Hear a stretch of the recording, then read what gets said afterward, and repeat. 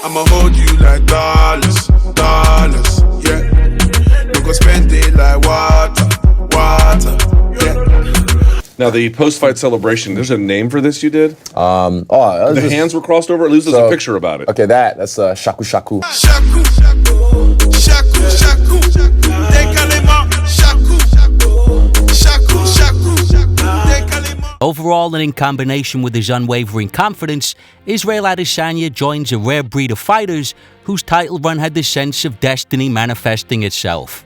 Although he's grown increasingly tired of the comparisons, he's joined the ranks of guys like John Jones and Conor McGregor, who on their ascent appeared to know something we didn't. And that thing was that reaching the pinnacle of the sport was a certainty, and it was simply a matter of watching it all unfold and enjoying the ride. Fuck, I'm player one in this, man, honestly. If you guys can see me from my point of view, from my first-person shooter, from where I've come from and looking at everything now, it's just like I planned every single thing, and all the variables along the way I've adjusted to and I've adapted to easily. So from you guys think it's cool to watch from your point of view, but from my point of view, it's cool for me to watch my own rise. Israel arrived with so much confidence that he gladly laid out his vision for the future, and then proceeded to whoop ass until that vision was a reality. 20 months ago, and after only one fight in the UFC, he was able to predict how, when, and from who he would take the belt. I mean, he almost even predicted the fucking arena. If I ever run into the guy, I'm gonna be asking him for next week's lottery numbers. Probably next year. I'm gonna say, I feel end next year. And I don't know why, I keep getting this strong feeling. It's gonna be me, and if Robert can hold on to the belt, it'll be me and him, Spark Arena. I just feel it. Even chills right now when I say it. The interim was a glorious streak of technical violence that culminated exactly as he predicted. Within 2 years of his debut, he was the undisputed middleweight champion and poised to become one of the UFC's biggest stars. That might seem like a fast rise, but as he's quick to point out, both physically and mentally, Israel had been preparing for his assault on the UFC for a long-ass time. Adesanya was born in Lagos, Nigeria, which is an extreme example of the haves and have-nots. Thanks to his father's entrepreneurial spirit, Israel's family had the resources to relocate to the first world, and seeking an education that would be recognized in the West, they settled in New Zealand. I think it's just for better education. They wanted us to have more recognized tertiary education because you see a lot of guys like cab drivers, if you 4 a.m. you're drunk, you're in a taxi, you start talking to the guy, they're like, you find out like, oh, he's an Indian guy from, India, of course, and he used to be maybe a medical doctor, moved to the States or wherever when he was 32, but his degree is not recognized in the Western world, so now he has to do med school all over again, and you don't want to have to do that shit for another how many years, so just get a cool job that can provide for your family, because maybe the lifestyle over there wasn't what you wanted.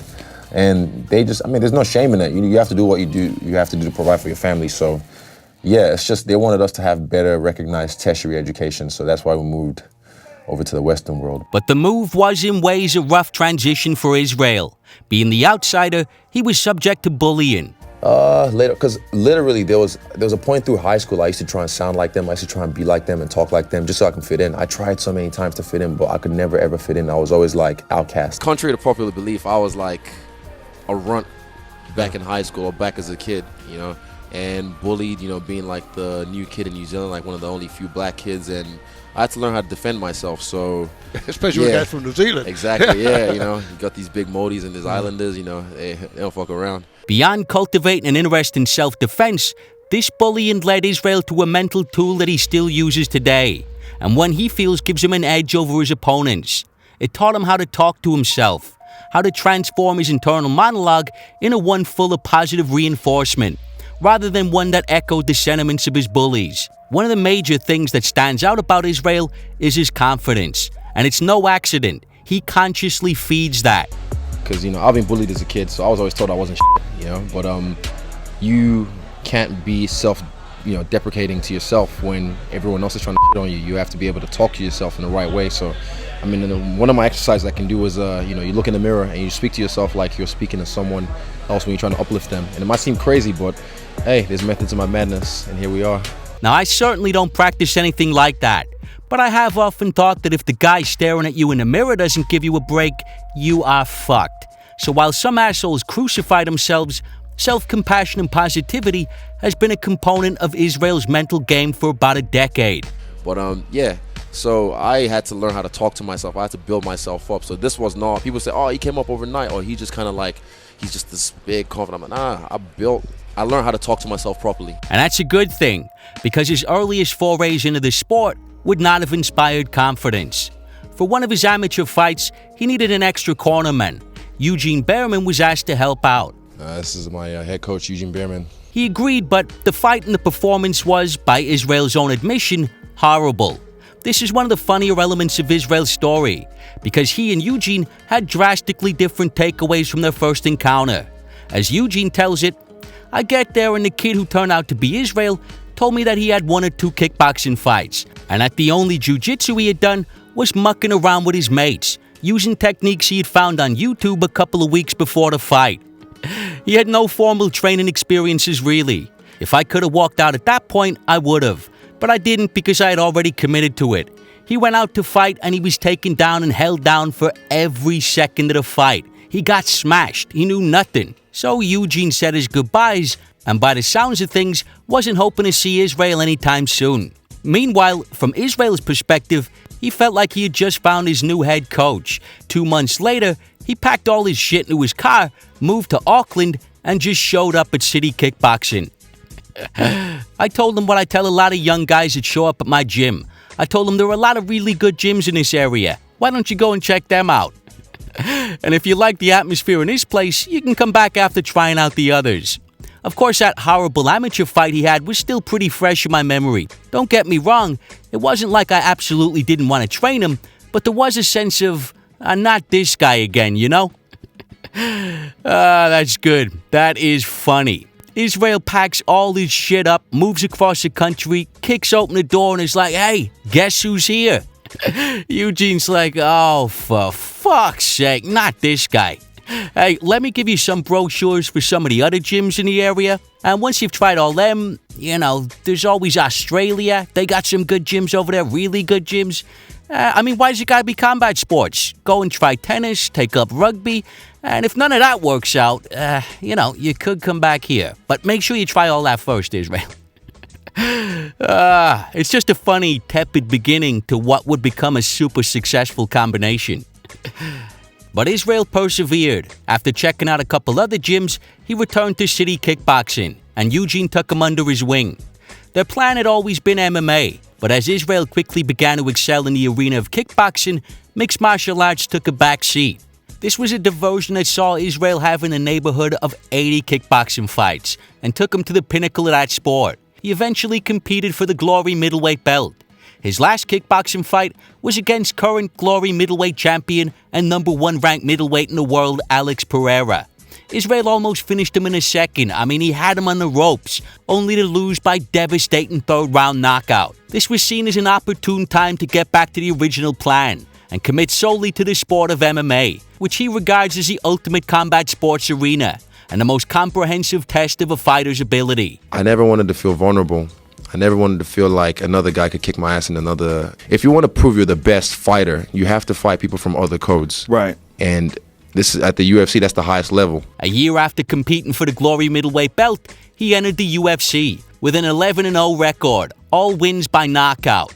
Kickboxing and many MMA fans have been aware of Israel for a while, but this is when he was introduced to most MMA fans.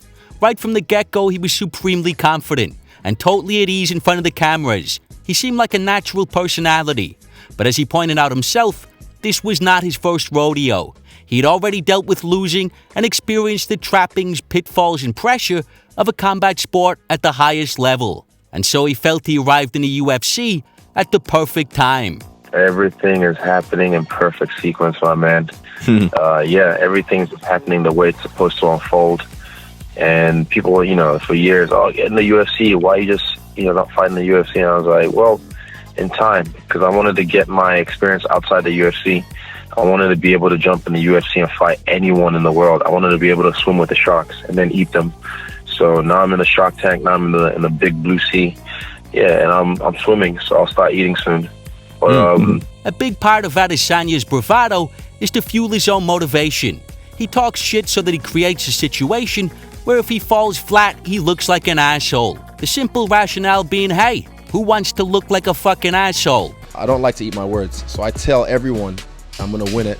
So whatever I have to do, whatever kind of subconscious thing that I have to do to drive me to win it, I have to do so. Feels like that's something that scares you then, would be having to eat your own words. Yeah, I don't like eating my own words, and I like rubbing it in people's faces a lot. In his first year in the UFC, he won 4 times, with 3 Performance of the Night bonuses and 2 knockouts. For his efforts, he was recognized as a Breakthrough Fighter of the Year. Predictably, he was revealing himself to be an elite striker with a complete arsenal of techniques, feints, elbows, devastating knees and kicks. Just a complete striker and a joy to watch. But it was his last fight of the year against Derek Brunson where he really showcased his potential as a complete MMA fighter. He spent most of the round displaying outstanding takedown defense before finding an opening for a devastating knee, and he promptly closed his show. A phenomenal performance. His next fight was against a man he credits in large part for getting him into the sport.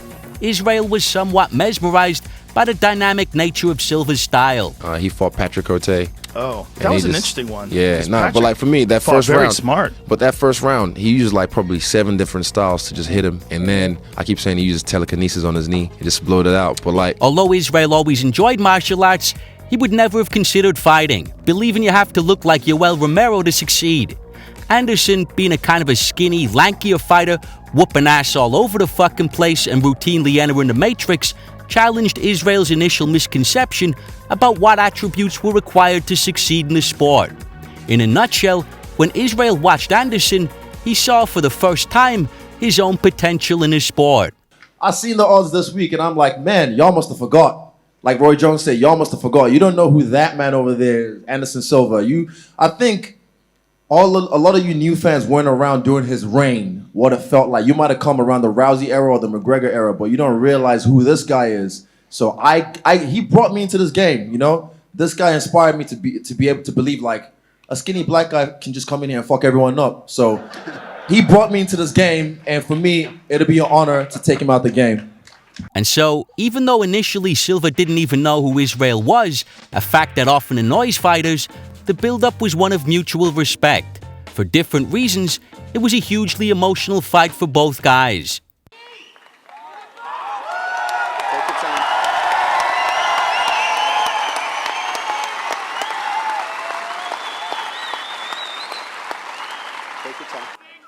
He's trying to make me cry. Fuck him. And a special shout out. He's trying to make me cry for real.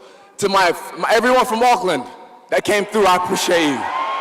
After a much more competitive fight than most people expected, Israel said the following. Did this feel like a passing of the torch to you at the end of it? Yeah, I said it. This is the end of this is the end of the first movie or the first documentary, where I get to fight, you know, the guy that brought me into the game. He called it the end of the first movie, but to be honest, I think this would have been a perfect end to Silva's movie. The legend put on a great performance against the future of the division, after which there was a strong sense the bout represented a passing of the torch. It was a fight marked by great mutual respect, and considering what happened in Silva's next fight, it's a little unfortunate he didn't retire on a somewhat of a high here. I mean, there was a victory of sorts in Silva's performance, and in taking the much younger Adesanya to the scorecards. Well, Israel is very fast, is young, have the great future inside the UFC. Please keep straight your focus. Don't lose your focus because you have amazing talent. Just keep doing. But I'm very impressed. Because it's a 2 generation inside the cage and great show for everyone. You know, I'm so happy. Israel's next opponent had been watching ringside. With Whitaker injured, Adesanya would take on Gastelum for an interim belt. And this was just a fucking barn burner. Fight of the year candidate. Just a glorious war, and one that was easy to score. After 4 hellacious rounds, it was even on the scorecards. Both guys had landed huge shots. Both guys had been badly hurt. This was the fight of Adesanya's life. He described the mindset heading into the critical 5th round. And I just knew that 5th round, man, I found something deep. I found like another level. I've been there in training before, but I found another level of just that darkness. And that's what I was thinking. And I just like, we're going to die right here, you and me. Yeah, it's kind of scary to say, but I was willing. I was like, look, if he takes me out, he takes me out, but I'm willing to die right here. So the final round was vicious. Kelvin just kept coming. The guy fought his fucking ass off. Adesanya was picking him apart though, and in the dying moments, he went in for the kill, scoring 2 knockdowns in the last 90 seconds to secure a clear 10-8 round. This was, in some ways, the most impressive round of Israel's UFC career. Fans had got used to his slick skills and technical superiority, but here for the first time was an opportunity to showcase the heart of a fucking champion.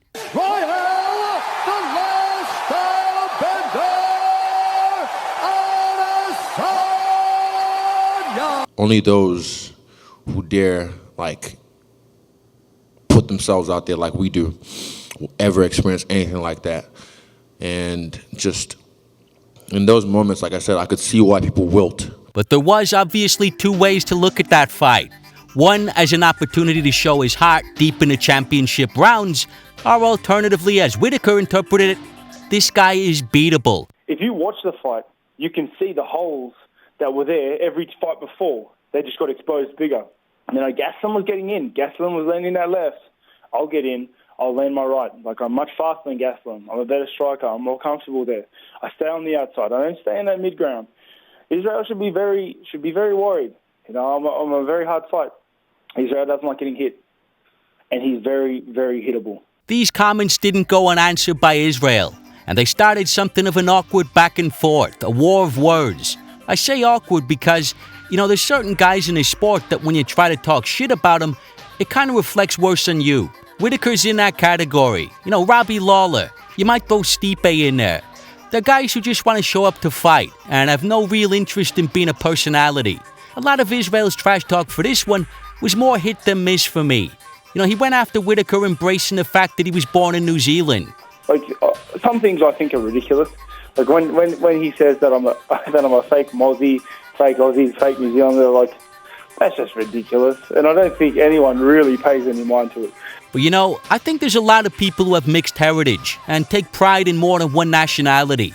I don't think Israel would have to look too far to find someone like that. In fact, he could try looking in the fucking mirror. Whittaker seems so uninterested in that side of things that he went as far as to apologize. And I honestly think he just wanted to shut Israel up. He just wasn't interested. He keeps talking shit about me the whole time, and I've just been chilling, minding my own business, so I can't wait. I don't believe I've been talking that much shit.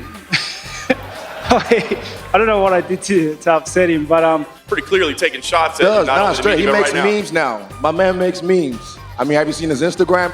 He doesn't make him. Someone else makes him. But hey, he's been talking shit. What do I think about him? Don't think about him.